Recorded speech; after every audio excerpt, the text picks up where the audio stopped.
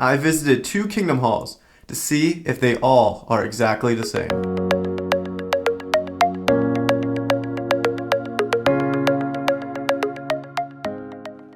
Good morning, everyone. I'm going to be visiting another kingdom hall. This is a different kingdom hall than the one I visited last time, and this is for a reason. I want to do some comparisons. I want to see 2 things, see how they add up. 1, I want to see if a Sunday service is different than a Thursday service, and 2, I want to see if this new kingdom hall treats me the same way the other kingdom hall did. I'm going to do some comparing here and see how it works out, and I'll let you know at the end. There it is. There it is. Well, I'm pulling up to the Kingdom Hall right now. We'll see how it goes. I'm also curious if what they teach today is going to be different. I'm going to compare that as well. I think that's going to be interesting to see if their teachings remain the same. So I'll let you know how it goes, and we'll see what happens. The service just wrapped up, and I'm actually going out to lunch with one of them. I'll let you know how it goes, and we'll see. Following my visit to the Kingdom Hall and following my lunch afterwards with one of the Kingdom Hall members, I have come to discover that yes, Kingdom Halls are very similar to one another. The second Kingdom Hall I visited, which is a different Kingdom Hall than the first one I visited, and you can see the video right there. You should check it out if you haven't checked it out already. The moment I walked into this Kingdom Hall, I was greeted in a very similar fashion that I was at the first Kingdom Hall. So the moment I walked in, I was greeted with a friendly door greeter, very nice person, and again, all the people I ran into and interacted with the rest of the day were very nice people. No complaints as far as that goes. I was greeted right away at the door.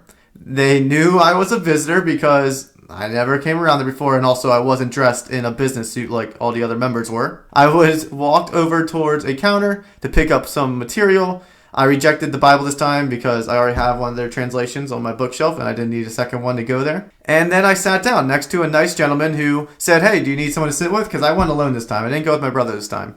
And I sat down next to him and proceeded to listen to an interesting sermon. The difference now is that I visited on a Sunday instead of a Thursday. So a Thursday was mostly like an equipping service, like teaching people how to evangelize. So you are excited to go out in service. Do you think you are ready? Not so fast. Before you go in the ministry, there's a few things we need to go over. This service wasn't about that. And so from that angle, what they taught was different. That was the first thing I wanted to compare. Are they going to be teaching the same thing? There was a difference here. So on Sunday, there was a sermon rather than a actual just like teaching or, practice of how to evangelize. And the sermon was on images. Namely, the whole time they were basically criticizing the Catholic Church for using icons in worship. That was the main thing they did. But then they also talked about how it is wrong for any sort of idol worship, that there should be no images used in worship and things like that. But they spent a lot of that time using examples from Catholic theology and really picking at the Catholics and saying that they have something messed up within their theology because they use images or use icons as a part of their worship. And this sermon went on for about 40 minutes or so. The whole service altogether took about an hour and a half. It was a little bit shorter than the last service. But after the sermon was over, then it moved into what I can best describe as a Jehovah Witness version of Sunday school. I think that's the best way I could describe it. It was rather interesting. So it was similar to what I experienced the first time I was there, and this was actually bringing back memories.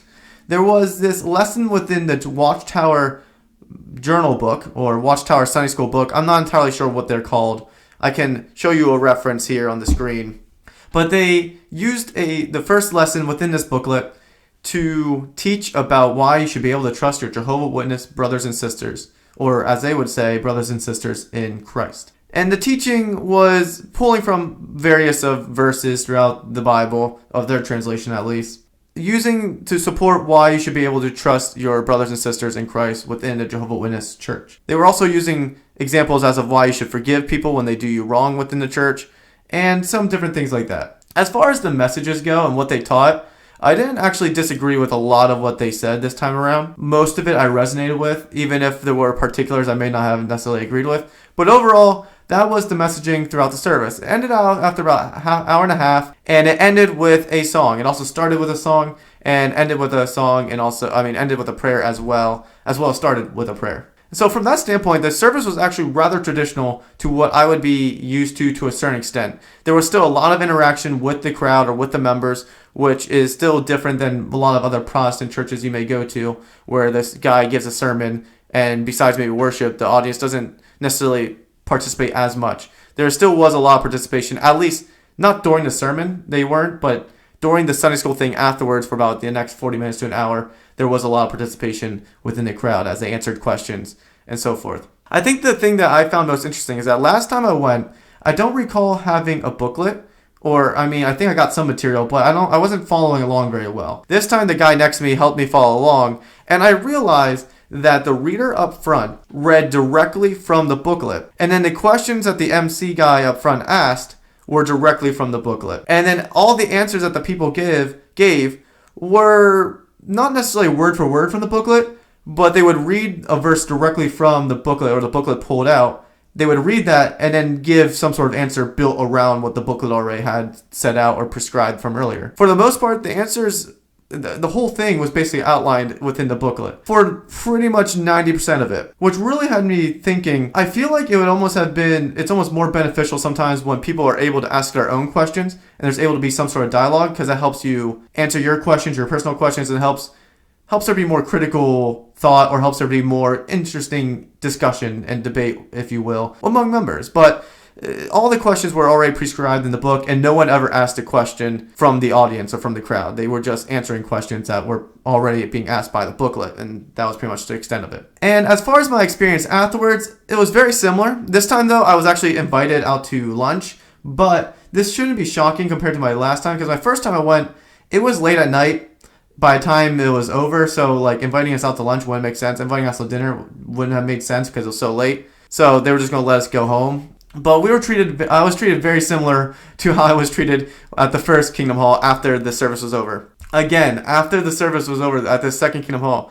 I met pretty much every single person at the Kingdom Hall because they came up to where I was. They all walked up to me and they all basically shook my hand, asked for my name, and all that stuff. Again, very friendly, very nice people. I have no complaint from that regard. Everyone was very nice and friendly to me. But everyone kind of rushed me, and again, I was actually rather tired that morning. So I was like, oh man, like I was trying to keep my energy levels up. But I basically shook everyone's hands, said hi to everyone, and then the guy who sat next to me took me out to lunch, and he was like, hey, you want to go out to lunch? I was like, sure. I don't have a lot of time. I hanged out with friends later that day in the afternoon, and I had plans with them.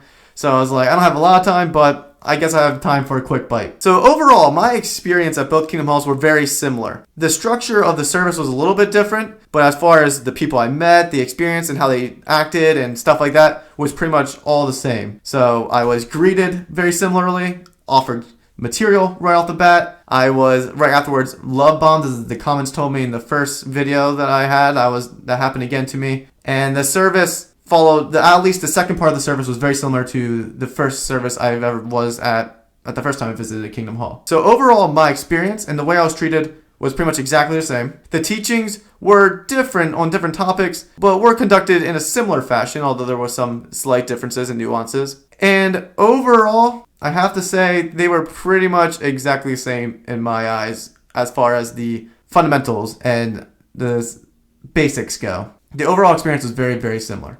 Now, you guys may be wondering, how did the lunch go? It went about as I expected it to go. I know that they're known for being very, very evangelical, and almost to the point sometimes they can come across aggressive. Are you Jehovah's Witnesses? Yes. How did you know? Well, you are the only people that go around knocking on doors. But we went out to lunch. The conversation was casual up to the point where we sat down. I prayed over my food. And then at that point, he used it as a conversation starter about what they believe. And basically, he kind of laid out his reason for why he was a Jehovah's Witness and presented his case. We got to the topic about the Trinity. There we had a little bit of a discussion or debate. We had a discussion a little bit about Jesus being God, things like that. Some of the things that we differed on.